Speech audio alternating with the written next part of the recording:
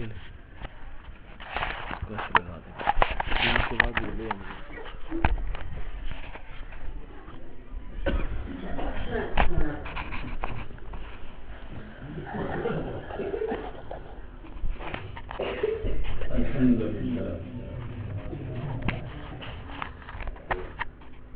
لله وكفى وسلام على عباده الذين اصطفى فأعوذ بالله من الشيطان الرجيم بسم الله الرحمن الرحيم إنا نحن نزلنا الذكر وإنا له لحافظون. قال النبي صلى الله تعالى عليه وسلم خيركم من تعلم القرآن وعلمه. وقال النبي صلى الله تعالى عليه وسلم من يرد الله به يفقهه في الدين. صدق الله مولانا العظيم وصدق رسوله النبي الكريم. اللہ کے گھر میں بیٹھنا نصیب ہے اور مجلس محفل ایسی ہے جس میں 3 بچوں نے حفظ قرآن کی سعادت حاصل کی. ان کے سروں پر فضیلت کا رمحال باندھا جائے گا.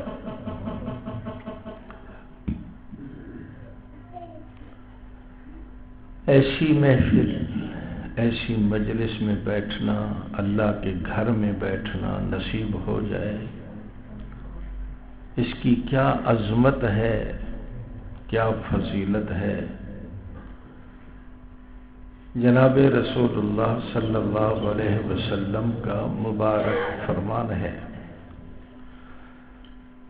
جس اجتماع میں، جس محفل میں، جس مجلس میں، جس گھر میں قرآن مقدس کی تلاوت ہو، قرآن مجید پڑھا جائے، پڑھایا جائے، اللہ کے احکام کا بیان ہو، جناب رسول اللہ صلی اللہ علیہ وسلم کی مبارک حدیث کی تلاوت ہو،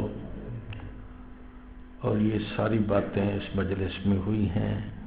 قرآن کی آیت کی تلاوت بھی ہوئی، حدیث پاک کی تلاوت بھی ہوئی. اللہ کا گھر بھی ہے، باقاعدہ یہاں پڑھنا پڑھانا بھی ہے. تو ایسی محفل میں بیٹھنے والے خوش بخت، خوش قسمت، خوش نصیب مسلمان کو اللہ رب العزت 5 قسم کے انعامات عطا فرماتے ہیں. یہ اس کا کرم ہے، اس کا فضل ہے. ہمارے لیے تو اتنا سعادت بھی کافی تھی کہ ہمیں بیٹھنے کا موقع اللہ عطا کر دے اور کچھ بھی نہ ملے، لیکن اس کا کرم، اس کا احسان، خیر کے اسباب جمع کر دیے، رکاوٹیں دور کر دیں، محفل میں بیٹھنے کا دل میں تقاضا پیدا کیا. یہ سارے اس کی طرف سے ہیں. ہم کون ہوتے ہیں یہاں آنے والے؟ اسی نے راستہ دیا، اسی نے وقت دیا، اسی نے ارادہ پیدا کیا، اسی نے ہمت دی اور یہاں آ کر ہم بیٹھے. اگر صرف رکاوٹوں کو ہی دور کر دیا جاتا تو بھی اس کا احسان تھا، لیکن قربان جائیے اس رحمان کی رحمت پر، سارے کام اسی نے کیے،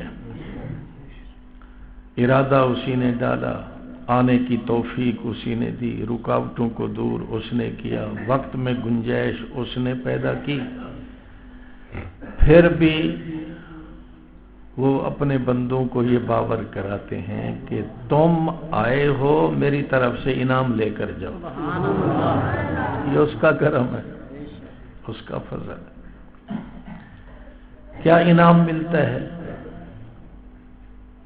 حدیث میں آتا ہے میدان جہاد میں مجاہد فی سبیل اللہ کو ساری رات جاگنے پر، اسلامی سرحد کی حفاظت کرنے پر اللہ جو اجر عطا کرتے ہیں اس کے برابر بیٹھنے والوں کو اللہ اجر عطا کرتے ہیں. یہ اس کی طرف سے پہلا انعام. دوسرا انعام نازلت علیہم السکینہ، ایسی محفل کے شرکاء پر اللہ کی طرف سے سکینہ نازل ہو جاتی ہے. سکینہ کیا چیز ہے؟ صحابہ کرام جب میدان جہاد میں اترتے، حضور کے ساتھ جہاد میں شریک ہوتے، گھمسان کی لڑائی ہوتی، ہر طرف سے تیر و تلوار چمک رہے ہوتے، تیروں کی بارش ہوتی. ایسے وقت میں بڑے بڑے بہادر بھی طبی طور پر خوف زدہ ہو جاتے ہیں، طبیعت میں خوف کی کیفیت پیدا ہو جاتی.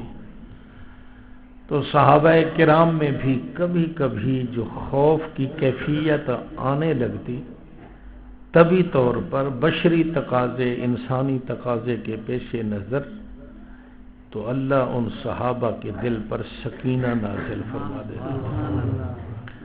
یہاں بھی حدیث میں اسی سکینہ کا ذکر ہے. اس سکینے کا کیا اثر ہوتا؟ لڑائی ہو رہی ہے اور صحابہ کو دوران جہاد اونگ آنی شروع ہو جاتی، نیند مسلط ہو جاتی. میں کہا کرتا ہوں سکینے کا اثر ہم بھی دیکھتے ہیں. تھوڑا تھوڑا بیان آگے بڑھے گا تو آپ دیکھیں گے آدھا مجمع سو جائے گا. یہاں بھی سکینہ نازل ہوتی ہے. تو یہ بھی اللہ کی طرف سے خصوصی رحمت کی شکل ہے. سکینہ، دل میں سکون آتا ہے، اطمینان آتا ہے، کیونکہ اس مجلس میں بیٹھنے والوں کا دل عرش سے جڑ جاتا ہے. قرآن اوپر سے آیا، قرآن کی تلاوت ہوئی، تلاوت کی مجلس میں بیٹھنے والوں کے قلوب کی رسی عرش سے جڑ گئی، تار جڑ گیا، مخفی تار. نظر تو نہیں آ رہا، چھت ہے بظاہر تو سوراخ بھی نہیں ہوا، لیکن ایسا تار جڑا ہوا ہے، یا تو اس تار کا علم فرشتوں کے ہے یا اللہ کو اس کا علم ہے. تار جڑ گیا ہے. ہم میں سے ہر بندے کے دل کا تار جڑ گیا ہے عرش رحمان سے بھی، اور اس روضہ رسول سے بھی جس کا تذکرہ محبت کے انداز سے ابھی ہو رہا تھا. حدیث کی برکت سے روضے سے دل جڑ گیا، قرآن کی تلاوت سے عرش سے جڑ گیا. یہ کیسا مخفی تار ہے جو نظر نہیں آتا اور جڑا ہوا ہے، ہمیں نظر نہیں آتا، لیکن جن لوگوں کو اللہ نے آنکھ دی ہے، ہم تو اندھے ہیں، صحیح بات ہے، ہماری کیا آنکھیں، ہم تو ظاہری چیزوں کو دیکھتے ہیں. باطنی چیزوں کو دیکھنے والی ایک اور آنکھ ہوتی ہے، وہ اسی آنکھ کے اندر ہوتی. جب یہ آنکھ حرام کاموں سے بچ جاتی ہے، اسی آنکھ میں اللہ اور آنکھ پیدا کر دیتا ہے.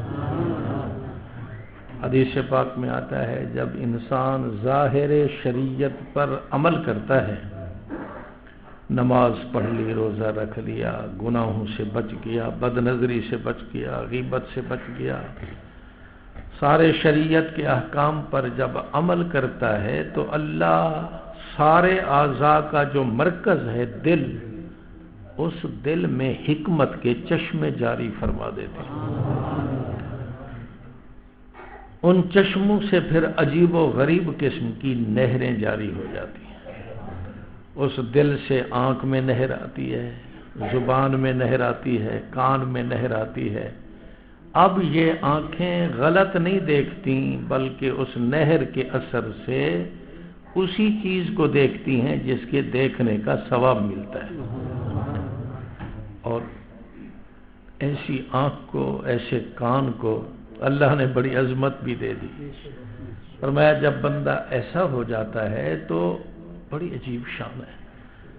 جب بندہ ایسا ہو جاتا ہے، ظاہری شریعت پر عمل کرتا ہے اور میں حکمت کے چشم میں اس کے دل میں جاری کرتا ہوں، تو پھر اس کی یہ آنکھ، وہ اس کی آنکھ نہیں، میں خود اس کی آنکھ بن جاتا ہوں. میں خود اس کے کان بن جاتا ہوں، میں خود اس کی زبان بن جاتا ہوں. کیا مطلب ہے؟ اللہ ہماری زبان بن گئے. کیا مطلب؟ یعنی اب اس کی زبان مرضی سے نہیں بولتی، جو میں چاہتا ہوں وہی بولتی ہے. آنکھ نفس کی خواہش سے نہیں دیکھتی، جو میں چاہتا ہوں وہی دیکھتی ہے.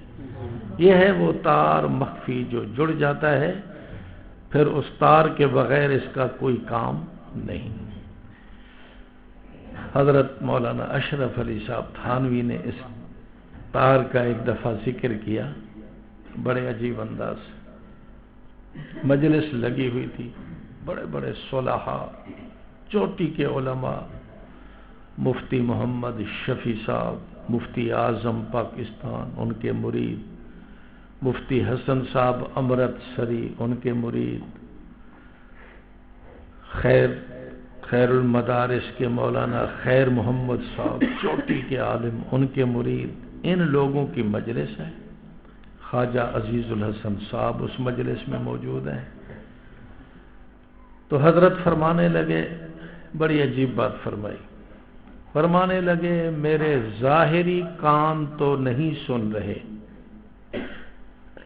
لیکن مجھے دل ہی دل میں محسوس ہو رہا ہے کوئی کہنے والا کہہ رہا ہے اشرف اب یہ کر، اشرف اب یہ کر، اشرف اب یہ کر. ظاہری کانوں میں تو کوئی آواز نہیں ہے، جیسے کوئی آواز دیتا ہے کان سن لیتے ہیں، اس طرح کی آواز تو نہیں، لیکن دل میرا گواہی دے رہا ہے، دل ہی دل میں کوئی کہنے والا کہہ رہا ہے اشرف اب یہ کر، اشرف اب یہ کر، اشرف اب یہ کر. معلوم ہوتا ہے نہ قدم اٹھتے ہیں وہی اٹھاتا ہے، نہ ہاتھ ہلتے ہیں وہی ہلاتا ہے، نہ آنکھ اٹھتی ہے وہی دکھلاتا ہے. جو وہ چاہتا ہے اشرف وہی کرتا ہے. خواجہ عزیز الحسن صاحب مجذوب پھر وجد میں آ گئے اس گفتگو کو سن کر. انہوں نے تو شعر ہی بنا ڈالا. اسی کیفیت کو بیان کرتے ہوئے خواجہ عزیز الحسن صاحب فرمانے لگے، حضرت کیا فرما گئے؟ کہتے ہیں گہرائی میں جائے تو حضرت یوں فرما گئے. کیا فرما گئے؟ حضرت یوں کہہ رہے تھے کہ ہم تم ہی بس آگاہ ہیں اس ربط خفی سے. جو تار جڑی ہوئی ہے یا اس کو معلوم یا مجھے معلوم ہے. ہم تم ہی بس آگاہ ہیں اس ربط خفی سے، معلوم کسی اور کو یہ راز نہیں ہے. باتیں تو ہیں ہر دم، باتیں نہ. درمیان میں ایک شعر اور بھی ہے، ہم تم ہی بس آگاہ ہیں اس ربط خفی سے، معلوم کسی اور کو یہ راز نہیں ہے. تم سا کوئی ہمدم کوئی دم ساز نہیں ہے، باتیں تو ہیں ہر دم مگر آواز نہیں ہے. شعر کہہ دیا حضرت خواجہ عزیز الحسن صاحب. تو بھائی اس مجلس کی برکت سے ہمارا دل عرش رحمان سے جڑ گیا، روضہ رسول سے جڑ گیا، اور دیکھنے والوں نے دیکھ بھی لیا. مخفی تار شاہ ولی اللہ محدث دہلوی بہت بڑے ولی کامل تھے. نام بھی ولی اللہ، لقب بھی ولی اللہ بن گیا، نام تو کچھ اور تھا. تھے بھی ولی اللہ. انہی کی محنت کے نتیجے میں پورے بر صغیر میں، ہندوستان میں علم حدیث پھیلا. ان کی محنت سے وہ وہاں کے محدثین سے حدیث پڑھ کر آئے اور یہاں آ کر حدیث کو پھیلایا۔ ہندوستان، افغانستان، پاکستان، ان سارے علاقوں میں انہی کی محنت سے حدیث کی روشنی پھیلتی چلی گئی۔ آج تو کوئی بستی، کوئی گھر، کوئی کونا خالی نہیں جہاں رسول اللہ کی حدیث کی تلاوت نہ ہو رہی ہو۔ چشمے پھوٹ گئے، چشمے۔ فرماتے ہیں میں روضہ اقدس پر حاضر ہوا، اللہ ہم سب کو نصیب فرمائے، بڑی سعادت ہے۔ میں مواجہ شریف کے سامنے آیا، مواجہ کا ذکر ابھی ہو رہا تھا۔ مواجہ اس جگہ کو کہتے ہیں جہاں گول دائرے کی شکل میں محمد الرسول اللہ لکھا ہے، حاجی لوگ اسی کے سامنے کھڑے ہو کر آقا کی خدمت میں صلاۃ و سلام پیش کرتے ہیں۔ بڑا خوش قسمت ہے جس کو آقا کے پاس جا کر صلاۃ و سلام پیش کرنے کا موقع مل گیا۔ یہ ہر آدمی کی قسمت میں نہیں ہوتا۔ باہر سے اگر کوئی بھیج رہا ہے، یہاں سے، ہندوستان سے، افغانستان سے، کسی بھی کونے سے، وہاں تو اللہ نے فرشتوں کی ڈیوٹی لگا رکھی ہے۔ وہ اس درود کو لیتے ہیں، سلام کو لیتے ہیں اور جا کر حضور کی خدمت میں پیش کرتے ہیں۔ آقا نے فرمایا ان للہ ملائکۃ سیاحین، اللہ نے کچھ ملائکہ ایسے منتخب کیے ہیں جن کا لقب ہی سیاحین ہے، سیر و سیاحت کرتے رہتے ہیں۔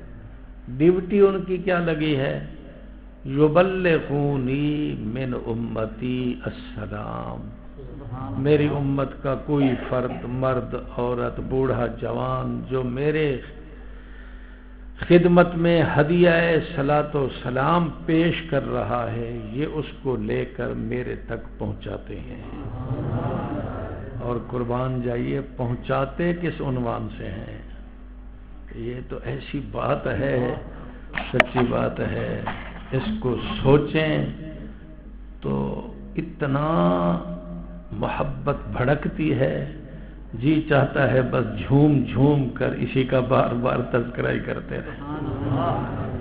آقا فرماتے ہیں جب سلام پیش کرتے ہیں تو وہ فرشتے آ کر اس عنوان سے سلام پیش کرتے ہیں، اے اللہ کے رسول، فلاں بیٹا فلاں کا آپ کو سلام کہہ رہا ہے۔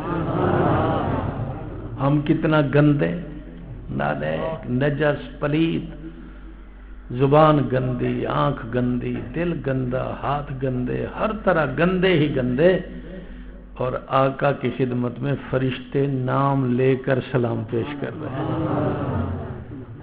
یہ اس کا کرم ہے، اس کا احسان ہے۔ حضرت شاہ ولی اللہ کو یہ سعادت ملی، سامنے آ گئے، مواجہ شریف کے سامنے آ کر صلاۃ و سلام پیش کیا۔ صلاۃ و سلام بات سے بات نکلتی ہے، پیش کرنے میں بھی بزرگوں کے عجیب ذوق ہیں۔ بعض بزرگ تو قریب ہو کر سلام پیش کرتے ہیں، جالی کے قریب ہو کر۔ حضرت مفتی شفیع صاحب رحمۃ اللہ علیہ، مفتی اعظم پاکستان، وہ فرماتے ہیں میں ہمیشہ دور کھڑے ہو کر سلام پیش کرتا تھا۔ کیوں؟ میں یہ سمجھتا تھا میرے اعمال اس قابل نہیں کہ میں حضور کے قریب جاؤں، کہیں میرے قریب جانے سے آقا کو تکلیف نہ ہو جائے۔ آدمی نجاست لگا کر بادشاہ کے پاس چلا جائے تو بادشاہ کو تکلیف ہوگی نا۔ حضرت سمجھتے تھے میرے اعمال اچھے نہیں، حالانکہ بچپن سے ہی ولی اللہ تھے، لیکن جو ولایت میں بڑھتا ہے وہ اپنے آپ کو ایسا ہی سمجھتا ہے کہ میرے اعمال بیکار ہیں۔ حضرت عمر جیسا قسم اٹھا کر کہتا ہے واللہ انا من المنافقین، اللہ کی قسم میں تو منافق ہو گیا۔ اندازہ لگاؤ۔ اللہ اکبر۔ حضرت مفتی شفیع صاحب ذرا دور کھڑے ہو کر، پیچھے مینارہ ہے، یہاں مواجہ شریف ہے، مینارہ ہے، پیچھے مینارے کے پیچھے بھی جگہ ہے، وہ مینارے سے بھی چھپ کر یا کوئی آدمی سلام پیش کر رہا ہوتا تو اس کے پس پشت کھڑے ہو کر سلام پیش کرتے کہ میں چہرہ دکھانے کے قابل نہیں۔ یہ تصور ان کا قائم ہو گیا تھا۔ ایک دفعہ سلام پیش کرتے کرتے اچانک خیال آیا کہ محمد شفیع تو کہیں غلط تو نہیں کر رہا، لوگ قریب جا جا کر سلام پیش کر رہے ہیں اور تو دور کھڑے ہو کر سلام پیش کرتا ہے، کہیں محرومی تو نہیں ہے؟ یہ تصور آنے لگا کہ یہ غلطی تو نہیں ہے، سوچ تو میری یہی ہے کہ میں اس قابل نہیں ہوں کہ قریب جاؤں، لیکن کہیں محرومی تو نہیں ہے کہ میں دور ہی رہوں۔ پھر یہ خیال آنے لگا، جو ہی یہ خیال آیا تو فرماتے ہیں میرے دل میں یوں محسوس ہوا کہ میرے آقا مجھ سے بات فرما رہے ہیں۔ اور کیا فرما رہے ہیں؟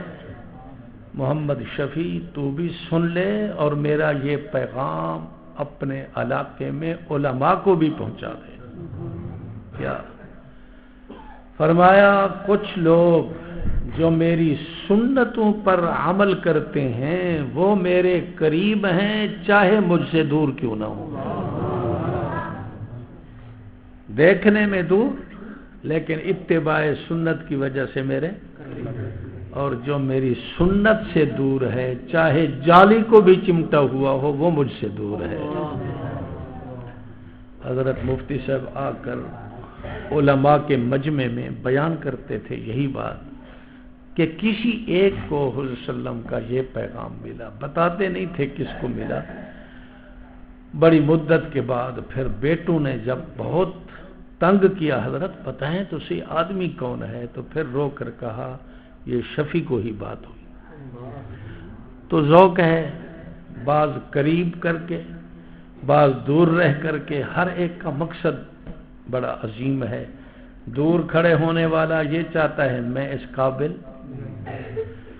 ایک بات ذہن میں آ گئی، بعض علماء نے لکھا ہے اگر کوئی حاجی صاحب حج کو جا رہا ہے اور کسی دوسرے نوجوان نے جو آزاد طبیعت ہے اس نے کہا یار جا رہے ہو روضہ اقدس پر میرے بھی سلام پیش کرنا،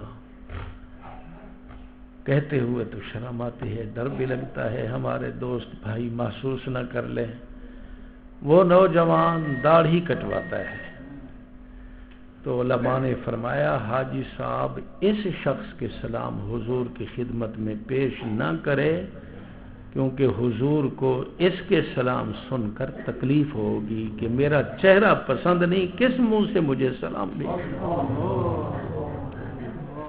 تو کہیں ایسا نہ ہو کہ اس حاجی کے سلام بھی قبول نہ ہو۔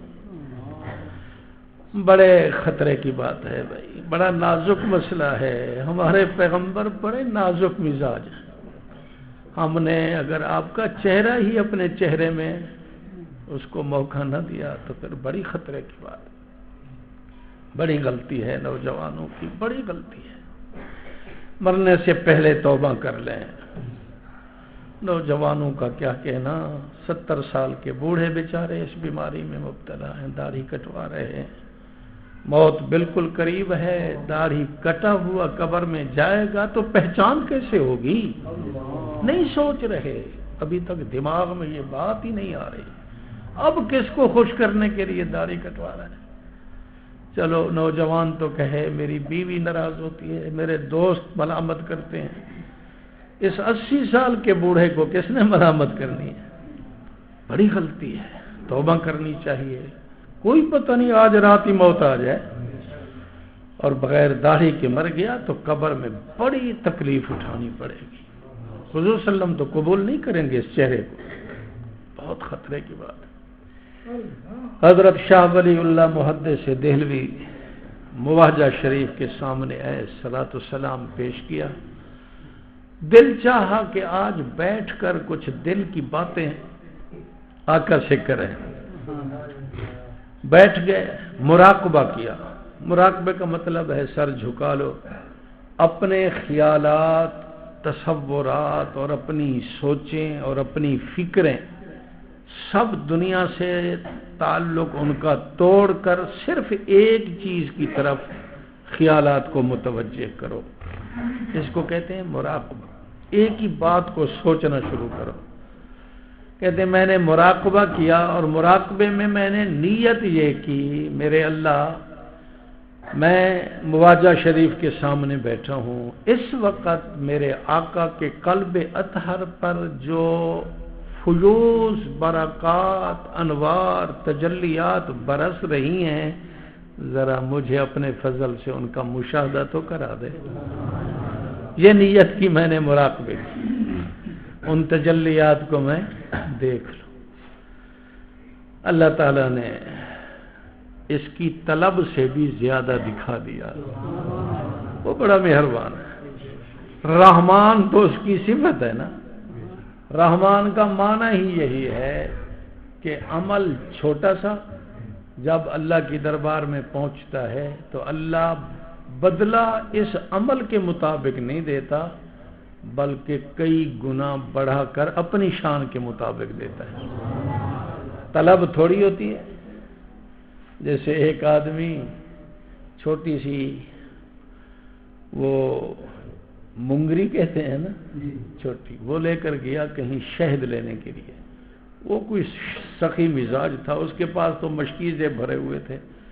اس نے بجائے اس کے ایک چھٹانگ شہد دیتا سارا مشکیزہ ہی اٹھا کر دے دیا. اس نے کہا بھائی میں تو اتنی کا طالب تھا. فرمایا تو نے اپنی حیثیت کے مطابق طلب کیا ہم نے اپنی حیثیت کے مطابق. اللہ تعالیٰ کی پھر سخاوت کا کہنا ہی کیا. یہ تو بندہ ہے یہ تو خود ضرورت مند ہے پھر بھی دے رہا ہے اور اللہ کو تو کسی چیز کی ضرورت ہی نہیں ہے. اس کے تو خزانے ہی خزانے ہیں تو وہ اپنی شان کے مطابق بدلے دیتا ہے. کیا بدلہ دیا شاہ ولی اللہ کو؟ بدلہ یہ دیا یہ تو ان تجلیات کا مشاہدہ چاہتے تھے کہ جو برس رہی ہیں میں ان تجلیات برکات کا مشاہدہ کر لوں. اللہ تعالیٰ نے ساتھ یہ بھی دکھایا تجلیات جو برس رہی تھیں وہ بھی دکھا دیں اور قلب اطہر سے نور کی شعائیں جو اٹھ رہی تھیں اللہ نے وہ بھی دکھا دی. اچھا پھر آگے ایک اور چیز بھی دکھا دی. یہ نور کی شعائیں نور کی لاٹیں نور کے تاگے دل مبارک سے نکل رہے تھے پھیل رہے تھے فضا میں کہاں کہاں کہاں کہاں جا رہے تھے اللہ نے وہ بھی دکھا دیا. اور یہ لاٹیں یہ شعائیں یہ تاگے کہاں پہنچ رہے تھے ایسی مجلس کے شرکا کے دلوں میں پہنچ رہے تھے. حدیث پڑھانے والے حدیث پڑھنے والے قرآن پڑھانے والے قرآن پڑھنے والوں کے قلوب میں یہ تاریں گھس رہی تھیں. 3 دفعہ تو کہہ دو اللہ کا شکر ادا کرنے کے لیے الحمدللہ. ہمیں ایسی پاکیزہ مجلس میں اللہ تو نے بیٹھنے کی توفیق بخشی. تیرا احسان ہے. ہم تو بہت گندے ہیں تیرا احسان ہے. ہم بہت گندے ہیں ہمیں تو جوتوں میں پھینک دیا جاتا. جس کو نہیں آنے دیتا اس کو جوتوں میں بٹھا دیتا ہے. بڑا مشہور واقعہ ہے نا. ایک مالدار اس کا نوکر نماز کا پکا عادی نماز کا وقت آیا مسجد میں چلا گیا. وہ سردار صاحب باہر بیٹھ گیا کسی جگہ میں. نماز کی عادت نہیں تھی. نماز پڑھ لی یہ دعا میں لگ گیا. دعا میں کافی دیر ہو گئی تو سردار صاحب نے آواز دی اس نوکر کو کسی نے تجھے باندھ رکھا ہے واپس کیوں نہیں آتا نماز تو ہو گئی ہے. تو نوکر کو بھی اللہ نے ہمت دی. فرمایا جس اللہ نے تجھے جوتیوں پر باندھ رکھا ہے مجھے اپنے گھر میں باندھ رکھا ہے. وہ تجھے اندر نہیں آنے دے رہا اور مجھے باہر نہیں آنے دے رہا. جو آ رہا ہے وہی لا رہا ہے. کبھی فخر نہ کرنا کہ ہم خود آ رہے ہیں. ہم کون ہوتے ہیں آنے والے؟ ہم سب کو کون لایا؟ اللہ لایا اور وہی لاتا رہے. بس مانگتے یہ رہیں کسی غلطی کی وجہ سے اللہ رکاوٹ نہ ڈال دے. تو پہلا انعام اللہ کی طرف سے کیا ملتا ہے اس مجلس کے شرکاء کو؟ مجاہد کے برابر اللہ ثواب عطا کرتے ہیں۔ دوسرا انعام نازلت علیہم السکینہ، ان پر سکینہ نازل ہو جاتی ہے۔ تیسرا انعام حفتہم الملائکہ، اللہ کے ملائکہ ایسی مجلس کو ڈھانپ لیتے ہیں، شامیانہ بنا لیتے ہیں۔ چوتھا انعام غاشیتہم الرحمہ، اللہ کی رحمت خاص ایسی مجلس میں بیٹھنے والوں کو اپنی آغوش اور بغل میں لے لیتی ہے۔ میں اس کی مثال سمجھاتا ہوں، اللہ کمی بیشی معاف کرے۔ جیسے مرغی ہوتی ہے، اس کے بچے کوا آ جائے، چیل آ جائے، گدھ آ جائے تو خاص آواز دے کر بچوں کو بلاتی ہے، وہ بچے دوڑ کر اس کے پروں میں چلے جاتے ہیں، وہ پر پھیلا کر ان کو چھپا لیتی ہے تاکہ دشمن حملہ۔ اللہ بھی شیطان کے حملے سے اپنے بندوں کو چھپانے کے لیے رحمت کی آغوش میں لے لیتے ہیں۔ یہ بھی اس کا کرم ہے، یہ بھی اس کا کرم ہے کہ اپنی رحمت کے آغوش میں ہمیں لے لیا۔ اور پانچواں انعام بڑا مزیدار ہے، بہت ہی مزیدار ہے۔ کیا انعام فرمایا؟ ذکرہم اللہ فی من عندہ، جب مجلس میں بیٹھے ہوئے لوگ توجہ سے اس کی بات سن رہے ہوتے ہیں، ساری باتیں کس کی ہو رہی ہیں؟ اللہ کی، اللہ کے رسول کی۔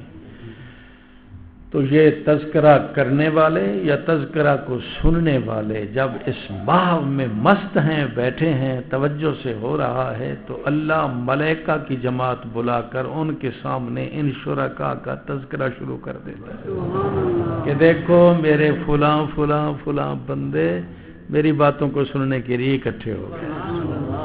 یہ بھی اللہ کی طرف سے انعام ہے۔ اور یہ انعام ہمیں جو ملا ہے، اصل تو شکریہ قاری صاحب کا بھی ہمیں ادا کرنا چاہیے، اور ان 3 بچوں کا بھی شکریہ ادا کرنا چاہیے جنہوں نے محنت کر کے اپنے سینے میں اس کلام کو محفوظ کیا جو اللہ کے اندر سے نکلی ہوئی کلام ہے۔ یہ قرآن مقدس کہاں سے آیا؟ کلام اللہ ہے، یہ کلام اللہ اللہ کے اندر سے نکلا۔ اللہ نے اپنی زبان مبارک کما یلی کو بے شانی، اس کی زبان ہماری زبان جیسی نہیں ہے، جو اس کی شان ہے اس زبان مبارک سے اس کی تلاوت فرمائی جبریل کے سامنے۔ جبریل نے آ کر تلاوت کی حضور کے سامنے، حضور نے تلاوت کی صدیق و فاروق عثمان و علی کے سامنے۔ چلتے چلتے تقریباً 20-25 واسطوں سے آج وہ کلام ان بچوں کے سینوں میں آ گئی۔ ان بچوں کا تعلق بھی جڑ گیا عرش سے، اور ہم مجلس والوں کا تعلق بھی جڑ گیا عرش رحمان سے۔ اتنی بڑی سعادت وہ بھی ان بچوں کی برکت سے ہمیں نصیب ہو رہی ہے۔ یہی تو وجہ ہے، جب کوئی بچہ، کوئی بندہ قرآن مجید ختم کرتا ہے تو اللہ رب العزت اس کی کیا عزت کرتے ہیں؟ ایک مستقل فرشتہ اتارتے ہیں، تقبل بین عینیہ، وہ فرشتہ آسمان سے اتر کر حفظ کرنے والے، ختم کرنے والے کی 2 آنکھوں کے درمیان پیشانی پر بوسہ دیتا ہے، اور پھر جب یہ تلاوت کرتا ہے تو فرشتے عرض کرتے ہیں ہم تو اس نعمت سے محروم ہیں۔ یہ بھی آپ کے علم میں ہونا چاہیے، فرشتے قرآن کے حافظ نہیں ہیں، صرف جبریل علیہ السلام حافظ ہیں، باقی کوئی فرشتہ قرآن کا حافظ۔ یہ سعادت اللہ نے کس کو بخشی ہے؟ اپنے بندوں کو بخشی ہے، اور بخشی بھی کیسے ہے؟ قرآن کا اعجاز ہے، 6 سال کے بچے قرآن کے حافظ۔ میکائیل بڑا فرشتہ، بہت بڑا، قرآن حفظ نہیں کر سکا، نہ کر سکنے کی کوشش کی، اللہ نے ان کے مزاج میں ہی نہیں ڈالا، اور یہاں 6 سال کے بچے قرآن کے حافظ۔ ایک دفعہ افغانستان میں مقابلہ ہوا تھا قرات کا، طالبان کی حکومت تھی، آج کل تو طالبان کے لفظ کو بولنا بھی بڑی مشکل بات ہے. خیر وہ دور خیر و برکت کا دور تھا. اللہ کرے وہی صحابہ والا دور. طالبان کا دور 4 سالہ صحابہ کا دور تھا. سچی بات. نواز شریف صاحب نے بھی دامت برکاتہم العالیہ نے فرمایا تھا عورت زیوروں سے لدی ہوئی افغانستان کے ایک کونے سے جائے دوسرے کونے کی طرف رات کی تاریکی میں دنیا کا کوئی شخص اس کو چھیڑ نہیں سکتا. یہ اسی عدل فاروقی کا اثر تھا. اس دور میں قرآن مجید کا مقابلہ کرایا گیا. جن قراء نے حصہ لیا پہلا انعام 1,00,000 روپیہ، دوسرا 75,000، تیسرا 50,000. پہلا انعام پانے والا جو قاری صاحب تھا اس کی عمر 8 سال تھی. 8 سال کے بچے نے پہلا انعام حاصل کیا. میں اکثر سنایا کرتا ہوں کبیر والے کی بات ہے. جامع مسجد میں ہمارے دور میں اب وفات پا گئے حضرت مولانا محمود الحسن صاحب تھے خطیب جامع مسجد کے. ان کے بچے نے قرآن ختم کیا. ہم ان کی بیٹھک پر پہنچے. مفتی عبد القادر صاحب، مولانا علی محمد صاحب، دوسرے اساتذہ، ہم بھی شریک تھے. تو وہ بچے کو ایسے چھوٹا سا بچہ تھا انگلی سے پکڑ کر لائے اور سامنے بٹھا دیا کہ میرے اس بچے نے قرآن حفظ کیا ہے. اس کو دیکھ کر ہم تو سر پکڑ کر بیٹھ گئے. اس بچے نے، ہم تو کہا یہ تو ابھی چلنے کے قابل ابھی بنا ہے. ہم نے پوچھا عمر کتنا ہے اس کی؟ کہنے لگا میں کاپی اٹھا کر لاتا ہوں دکھاتا ہوں. کاپی میں لکھا ہوا تھا جس دن اس کی ولادت ہوئی، تاریخ نوٹ تھی. اس تاریخ سے لے کر اس دن تک جس دن وہ آخری سبق سنا رہا تھا، جب حساب کیا گیا تو 6 سال 2 مہینے 4 دن اس کی عمر بنی. 6 سال 2 مہینے 4 دن کے بچے نے قرآن مجید یاد کر لیا. مفتی صاحب نے مختلف جگہوں سے سنا، ہر جگہ سے فر اس نے سنا دیا. یہ قرآن کا اعجاز ہے. بڑی نعمت ہے قرآن، اللہ کے اندر سے نکلی ہوئی. اس سے بڑی نعمت اور کیا ہو سکتی؟ اللہ کے اندر سے نکلی ہوئی، اور اللہ نے اس سینے کو کتنا پاک بنایا، اپنے اندر والی کلام کو اس کے سینے میں محفوظ کر دیا. اس لیے عظمت بھی اتنا ہے حافظ قرآن کی. اللہ اس کو باعمل بنا دے. باعمل ہونا تو شرط ہے. جب حافظ باعمل بن جائے تو اس کی سفارش سے خاندان کے 10 آدمیوں کی بخشش کا اللہ فیصلہ فرمائے. اور اگر عالم باعمل بن جائے پھر تو نور علی نور. پھر خاندان کے 70 آدمیوں کی بخشش کے فیصلے ہوں گے عالم باعمل کی سفارش کی برکت سے. بڑی نعمت ہے. یہ محبت لگانے والی کتاب ہے. حضرت مفتی عبد القادر صاحب نے ایک دفعہ سنایا واقعہ. ایک نابینا شخص تھا، اندھا. اس کے پاس ایک آدمی مہمان ہوا، کھانا کھلایا. اس نابینا صاحب نے میزبان تھے، سو گئے. رات کے وقت اس مہمان کی آنکھ کھلی. کمرے میں کوئی روشنی کا انتظام نہیں، بس ہلکی سی روشنی باہر سے تھوڑی سی آ رہی ہے. اولو سا نظر آتا ہے کہ یہ اٹھ رہا ہے، یہ بیٹھ رہا ہے، اور کچھ روشنی نہیں. کسی چیز کو پڑھا نہیں جا سکتا. تو اس مہمان نے دیکھا وہ نابینا اٹھا، جالے سے قرآن اٹھایا، قرآن کھولا اور تلاوت شروع کر دی. وہ حیران ہو گیا، ابھی اندھارا اور پھر اندھا، اور یہ قرآن پر انگل رکھ کر تلاوت کر رہا ہے، یہ کیا ماجرا ہے؟ صبح اٹھے، نابینا صاحب نے ناشتہ تیار کیا. مہمان نے کہا میں تو ناشتہ نہیں کروں گا جب تک یہ راز نہ بتاؤ. تو نابینا ہے اور تلاوت کیسے کر رہا تھا؟ اس نے کہا اس کو رہنے دے. بہت جب اصرار بڑھا تو اس نے کہا میں تو نابینا ہی تھا لیکن مجھے اس قرآن سے پیار ہو گیا، قرآن سے محبت ہو گئی. میں نے اس کو یاد کرنا شروع کیا، لیکن میری قسمت، میں تھوڑا سا سبق یاد کرتا پیچھے بھول جاتا، اس کو یاد کرتا اگلا بھول جاتا. کئی سال تو اس طرح لگے میں یاد نہ کر سکا، لیکن میں نے کہا میں اس کے بغیر تو نہیں رہ سکتا۔ پھر رات کے وقت اندھیرے میں بیٹھ کر میں نے خوب گڑ گڑا کر اللہ سے دعا کی، یا اللہ یا تو قرآن حفظ کرا دے، تو قادر ہے، میرا دماغ کام نہیں کر رہا لیکن تو قادر ہے، حفظ کرا سکتا ہے، یا میری بینائی لوٹا دے، میں دیکھ کر ناظرہ قرآن مجید پڑھ سکوں، اور اگر اس طرح بھی نہیں ہے تو پھر مجھے موت دے دے، میں قرآن کے بغیر زندہ رہنا پسند ہی نہیں کرتا۔ اتنا محبت ہو گئی۔ میں دعا مانگتا رہا، تھک ہار کر میں سویا تو خواب میں مجھے یوں معلوم ہوا میرا اللہ کہہ رہا ہے کہ ایک تیسری صورت میں کر دیتا ہوں، نہ بینائی لوٹے گی کیونکہ اس میں بھی تیرا فائدہ ہے، تجھے اندھا کر دیا، اس میں تیرا فائدہ۔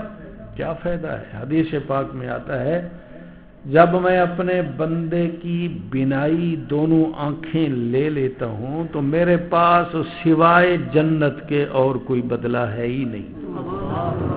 نابینے کے لیے جنت واجب ہے، میں اس کو جنت دیتا ہوں، تو میں بینائی تیری نہیں لوٹانا چاہتا تاکہ تجھے جنت ملے۔ حضرت مولانا رشید احمد گنگوہی جو ہمارے سربراہ تھے، وہ بھی آخر عمر میں نابینا ہو گئے۔ 70 طلباء کو حدیث کا درس دیتے تھے۔ طلباء پریشان ہو گئے کہ اب حدیث کی وہ رونقیں تو نہیں رہیں گی جو حضرت کی بینائی کے وقت تھیں، تو عرض کیا حضرت آنکھیں بنوا لو، ڈاکٹر موجود ہیں۔ سنتے رہے، آخر ایک ڈاکٹر کو لوگوں نے مجبور کیا آپ جا کر حضرت سے کہیں، تو حضرت نے فرمایا مجھے خطرہ ہے کہیں میری نماز نہ قضا ہو جائے۔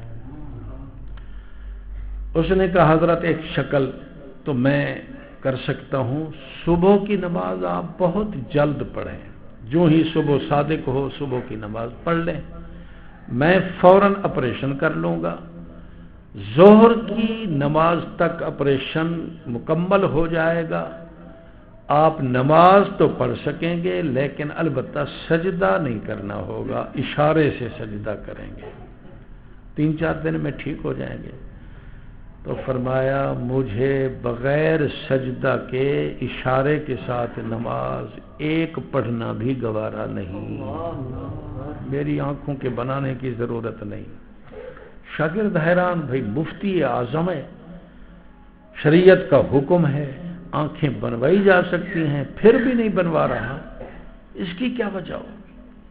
تو جب شاگردوں نے بہت زیادہ اصرار کیا تو پھر اصل میں راز کھولا، بھائی اللہ نے میری آنکھیں لے کر میرے ساتھ ایک سودا کر دیا ہے۔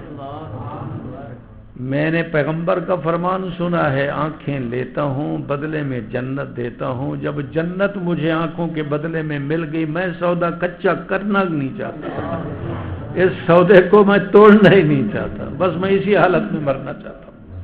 ہوتا ہے ذوق باز لوگوں کا۔ تو اللہ نے فرمایا آنکھیں تو نہیں لوٹیں گی، اس لیے ناظرہ پڑھنا تو ممکن نہ رہا، حفظ بھی نہیں ہوگا تیرے دماغ کی جو صلاحیت ہے، البتہ میں اپنی قدرت کاملہ سے یہ کرتا ہوں، تو رات کی تاریکی میں اٹھ کر میری کلام مقدس کو کھولے گا، اس وقت تیری بینائی آ جائے گی، بند کرے گا تو بینائی بند ہو جائے گی۔ کئی سالوں سے اب میرے ساتھ یہ معاملہ ہے، کھولتا ہوں تو روشنی آ جاتی ہے، بند کرتا ہوں تو روشنی ختم ہو جاتی ہے۔ تو محبت اس نابینے کی طرح کرنی ہے یا اس پاگلی کی طرح کرنی ہے جو اولاد تھا، بیچارے نے بڑی کوشش کی، یاد کرنے کی، نہ ہوا، پھر کیا ہوا، کتاب اللہ کو اٹھا لیتا، اس کی ہر سطر پر انگل رکھ کر کہتا تھا واہ واہ میرے رب کا کلام، یہ بھی سچا، یہ بھی سچا، یہ بھی سچا، اور کبھی کبھی واہ واہ میرے رب کا۔ جب وہ وفات پا گیا کسی اللہ کے مقبول بندے نے دیکھا جنت میں ٹہل رہا ہے، پوچھا گا کیوں؟ قرآن سے محبت کے نتیجے میں اللہ نے جنت میں پہنچا دیا۔ یہ کتاب اللہ بڑی عظیم کتاب ہے۔ اس کائنات میں اللہ سے تعلق پیدا کرنے کا ذریعہ دنیا میں اگر کوئی چیز موجود ہے تو وہ یہی کتاب اللہ ہے۔ اس کو پڑھ پڑھ کر ہم اللہ سے تعلق بھی مضبوط کر سکتے ہیں، اللہ کی محبت بھی بڑھا سکتے ہیں، بلکہ علماء نے فرمایا قرآن و حدیث کی روشنی میں پتہ چلتا ہے جس شخص کا یہ ذوق ہو میں اللہ سے باتیں کروں اور اللہ کو دیکھوں، یہ ذوق پورا نہیں ہو سکتا اس دنیا میں۔ لیکن علماء نے فرمایا ایک شکل ہے اس ذوق کے پورا کرنے کی، کتاب اللہ کو اٹھائے، اس کو کھولے، کتاب اللہ کو دیکھنا گویا اللہ کو دیکھنا ہے، اس کی تلاوت کرنا گویا اللہ سے ہم کلام ہونا ہے۔ اتنی بڑی سعادت کی نعمت ہے۔ اس لیے میں اپنے بھائیوں سے عرض کروں گا، ابھی پرائمری مڈل وغیرہ کے امتحانات ہوئے ہیں، خدا را اپنے بچوں کے سینوں میں اس کلام کو محفوظ کر دو، فیصلہ کر لو، حافظ بنا دو۔ حافظ بنانے کے بعد نگرانی کرتے رہو تاکہ حفظ ضائع نہ کر بیٹھے، اور پھر آپ دنیا کی تعلیم دیں، کوئی حرج نہیں۔ جب سینے میں قرآن آ جائے گا نا، پھر middle, F A, B A, M A جتنا بھی بڑھتا جائے گا، آگے ہمیں اصل میں وہ آتے نہیں ہیں، پتہ نہیں کیا کیا ڈگریاں ہیں، بڑی سے بڑی ڈگریاں حاصل کر لے گا۔ قرآن اگر سینے میں ہے تو یہ بے ایمان نہیں ہوگا انشاءاللہ، اس کی برکت سے اس کا ایمان محفوظ رہے گا۔ اور اگر قرآن سے سینہ خالی رہا اور تم نے ڈگریاں دلوا دیں اعلیٰ ڈگریوں میں پہنچنے کے بعد کچھ پتہ نہیں، پھر ختم نبوت کے قانون میں بھی رکھنا ڈالنا شروع کر دے بے ایمان، پھر عقیدہ بھی برباد ہو جائے، بے ایمان ہو کر مرے، یہ خطرات موجود ہیں۔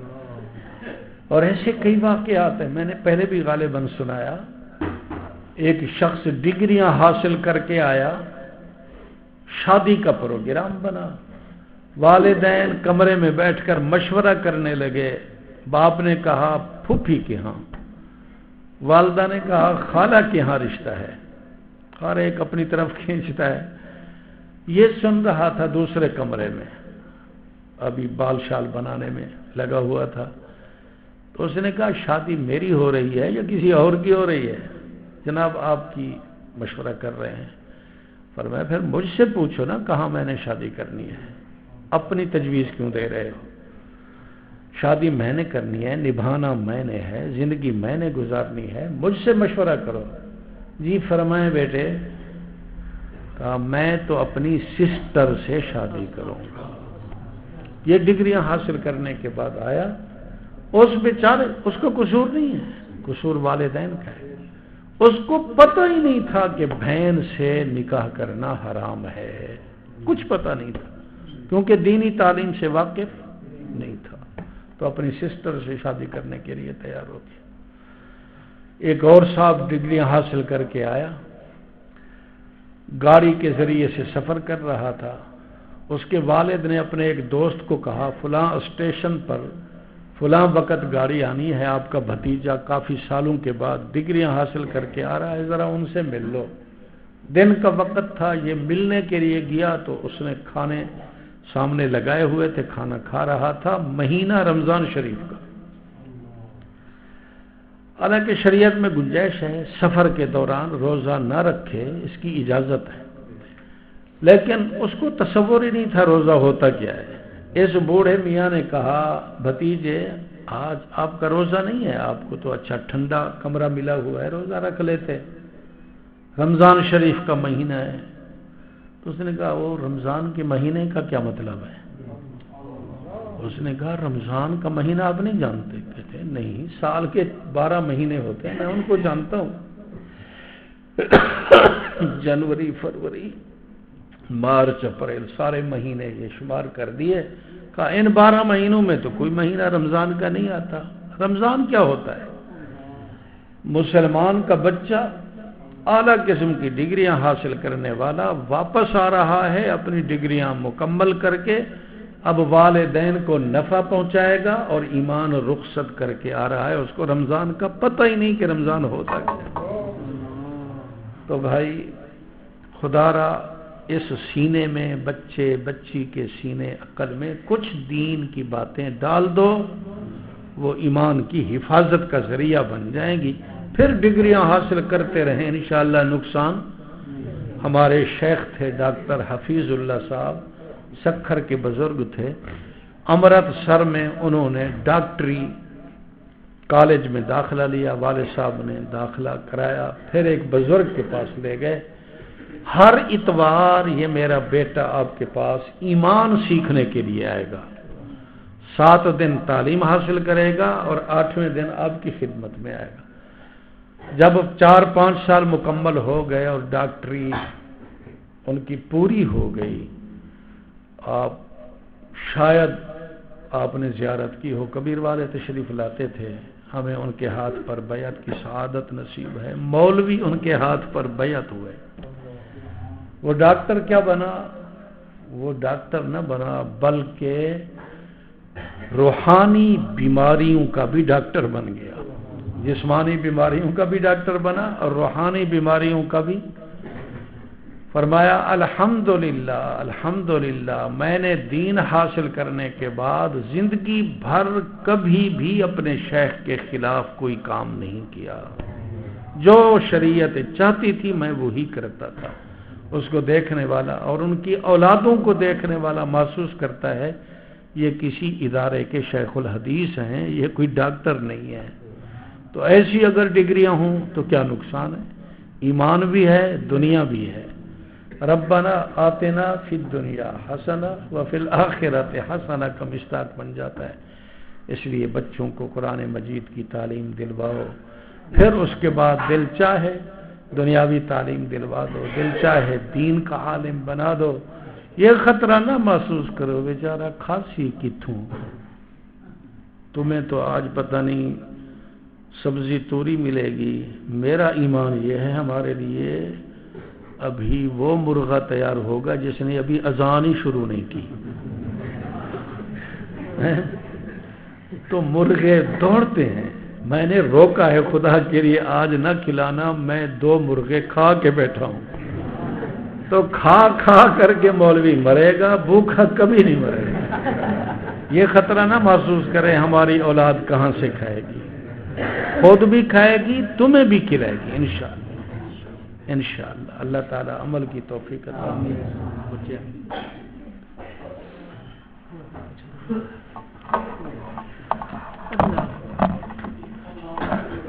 حافظ محمد مدثر بن مختار حسین چوہان۔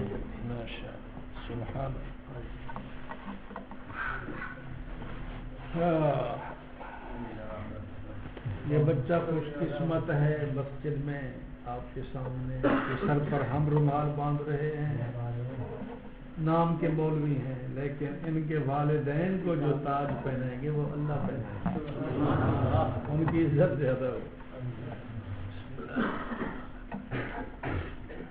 محمد شہراز بن غلام عباس سکھیرا۔ مبارک ہو۔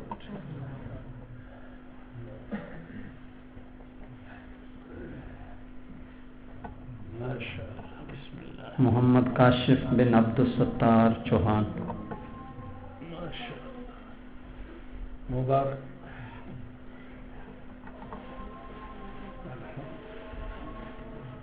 بسم اللہ۔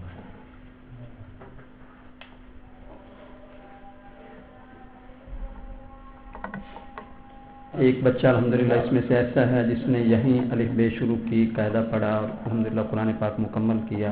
سبحان اللہ۔ 2 بچے، ایک بچہ 5 پڑھ کے آیا تھا 5 پارے، اور دوسرا بچہ 7 پارے پڑھ کے آیا تھا، باقی الحمدللہ یہی مکمل کیا۔ اللہ ہم سب کو قرآن پاک کے ساتھ محبت نصیب فرمائے۔ دعا کے بعد خیرات کا بھی انتظام ہے جی، تو نماز پڑھ کے پھر خیرات کھا کے جو ہے پھر تشریف لے جانا۔ اللهم لا نحصي ثناء عليك أنت كما أثنيت على نفسك اللهم صل على سيدنا ومولانا محمد وبارك وسلم. ربنا آتنا في الدنيا حسنة وفي الآخرة حسنة وقنا عذاب النار. ربنا ظلمنا أنفسنا وإن لم تغفر لنا وترحمنا لنكونن من الخاسرين. اللهم أصلح لنا شأننا كله لا تكلنا إلى أنفسنا طرفة عين. اللهم من ظلم بك كل حاجة. اللهم كل خير لكل مسلم ومسلمة. اے اللہ جتنے احباب یہاں جمع ہیں ان کی حاضری کو قبول فرما لے. آپ کی دربار میں آپ کے گھر میں بیٹھ کر ہاتھ پھیلا کر اپنے گناہوں کی معافی چاہ رہے ہیں. اے اللہ ہم سب کے سب گناہوں کو معاف فرما دے. سچے دل سے تیرے گھر میں بیٹھ کر تیرے ساتھ وعدہ کرتے ہیں اور پچھلے گناہوں سے توبہ کرتے ہیں. ہماری توبہ کو قبول فرما لے. اے اللہ ہمیں اپنے چہرے کو جناب رسول اللہ کے چہرے جیسا بنانے کی توفیق عطا فرما. ایک ایک عمل میں اتباع سنت کا جذبہ بھر دے میرے اللہ. اپنے بچوں اور بچیوں کو دینی تعلیم دلوانے کا ذوق ہمارے قلوب میں بھر دے. اے اللہ اس نعمت سے کسی بھی بھائی مسلمان کو محروم نہ فرما.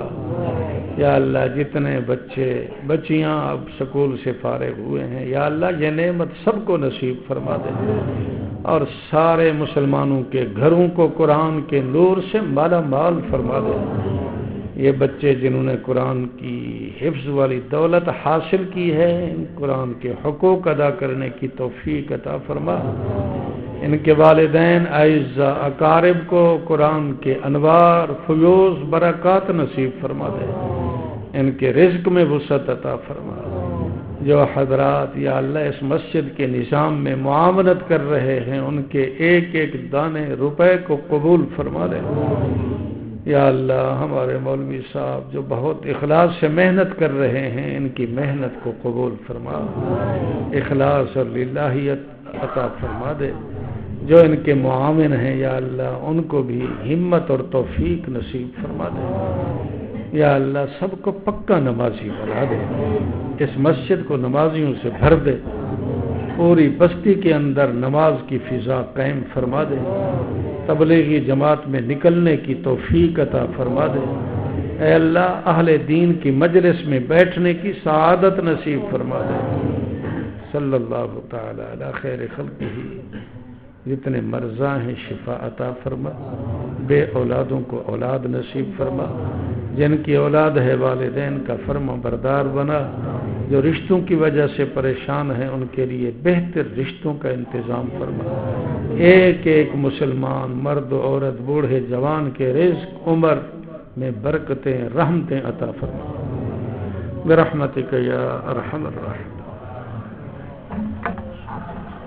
کل انشاءاللہ تعالی ظہر کی نماز کے بعد کھوت ہراجاں والا موضع حشمت میرالی کے اندر حضرت مولانا عبدالغفار توسی صاحب کا بیان بھی ہوگا اور حضرت قاری صاحب کی انشاءاللہ نعت خوانی بھی ہوگی. اذان ہو رہی ہے پھر انشاءاللہ نماز پڑھیں گے. اس کے بعد جو ہے پھر خیرات کھا کے پھر تشریف اللہ